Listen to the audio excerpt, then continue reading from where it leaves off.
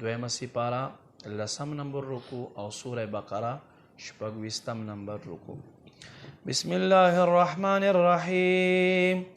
سل بنی اسرائیل، تپوس وکړی بنی اسرائیل اولاد یعقوب نه، کم آتیناهم سمره مونږ دوی ته ور عطا کړلې من آیتین د نښو نه بینه چې ښکاره. ومن یبدل نعمت الله من بعد، څوک هم چې بدل کی الله نعمتونه رستو ده دی ما هغه څه جاءته چې د خواته راغل، فإن الله شدید العقاب، پس بشک الله سخت عذاب ولدی. زین للذین کفروا، خیسته وګرځولی شو کافرانو د پاره الحیات الدنیا د دنیا زندگی، ویسخرون من الذین آمنوا، ټوکې نخرې کوي او خلکو پورې چې ایمان ول دي. والذین اتقوا فوقهم یوم القیامه، هغه خلک چې پرهیزګاره دي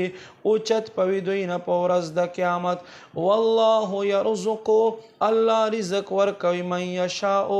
چاته چې خوښه شي بغیر حساب، بغیر د حساب. کان الناس وخلق امتا واحده، یو امت، فبعث الله، بیا الله راولیږل النبیین نبیان، النبیین نبیان، مبشرین زیری ورکونکی و منذرین یر ورکونکی، وانزل معهم الكتاب بالحق، او دوی سره د حق کتاب را نازل کړو، لیحکم بین الناس،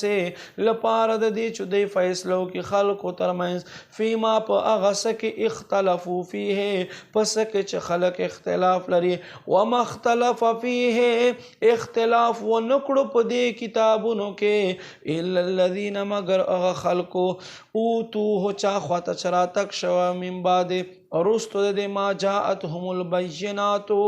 چې دوی خواته ظاهره نښې راغې، بغیم بینهم، خپل منځ کې سرکشي کولو سره. فهد الله الذین آمنوا، پس په هدایت باندې الله ایمان ول ثابت قدم وسول، لما اختلفوا فیه، په هغه څه کې چې دوی اختلاف من الحق د حق نه باذنی، په خپل حکم سره. والله، الله یهدی هدایت ورکوي من یشاء، چاته چې خوښه شي، الی صراط مستقیم، نیغه لارې طرف ته. ام حسبتم، یا تاسو دا ګمان لرئ، ان تدخلوا الجنة،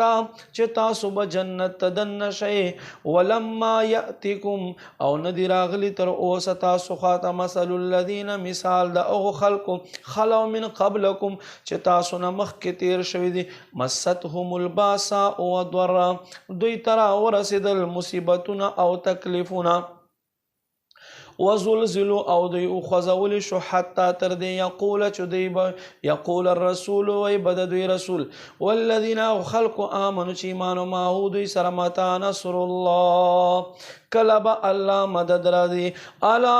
ان نصر الله قریب، واورئ بېشک الله مدد نږدې دی. یسألونک ماذا ینفقون، ای محبوب علیه السلام تا نه تپوس کوي چې څه ورکو الله په لار، قل ورته وفرمایه ما انفقتم، هغه چې تاسو ورکوئ من خیرین د ښېګړې نه، فللوالدین، بیا مور او پلار لره ورکوئ، والاقربین، خپلو خپلوانو لره، والیتامه، یتیمانانو لره، والمساکین، او مسکینانو لره، وابن السبیل، او مسافرو لره، وما تفعلوا من خیر، هغه چې تاسو کار د ښېګړې وکئ، فإن الله به علیم، پس بېشک الله په دې خبر دی. کتب علیکم القتال،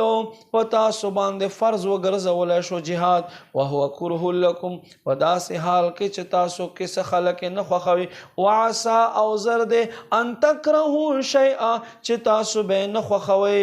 یو شیز، وهو خیر لکم، هغه به ستاسو دپاره غوره وي، وعسى ان تحبوا شیئا، او زر دی چې یو شیز به تاسو خوښوئ،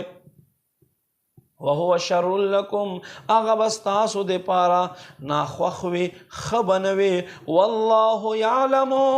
الله ته پته دی، وانتم لا تعلمون، په داسې حال کې چې تاسو ته پته نشته.